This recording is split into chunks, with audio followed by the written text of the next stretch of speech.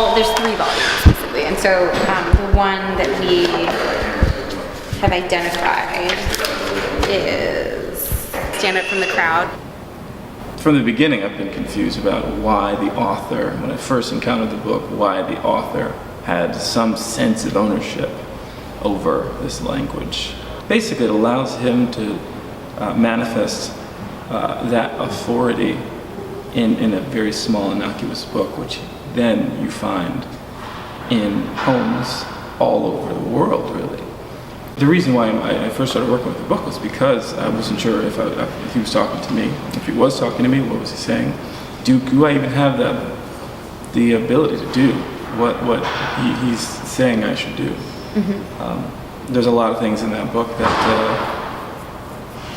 that my dad tells me to do. And there's a lot of things in that book that, my dad tells me to do the exact opposite.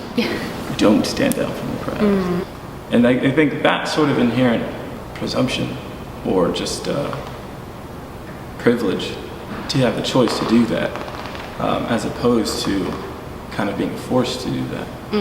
It's sort of,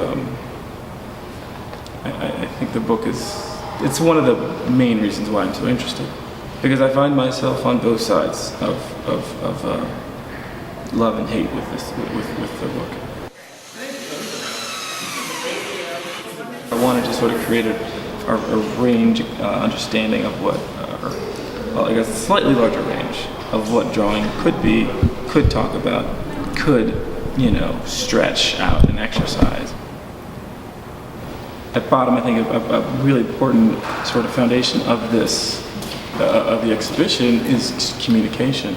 And I feel like just starting with there, it's like there's a visual component of communication, but that is really only one part of what communication looks like. And language is a part of communication, but really language is just words on pages in English. That is also one small part of communication. But I think it's that says nothing or doesn't address all the other forms of communication, which are totally based off of sound and touch and smell and the rest of the senses and the rest of the ways that we can get from one person to the other. I think the work is very direct, it's very didactic, on purpose. I think the nature of the work is very straightforward visually, the process of it.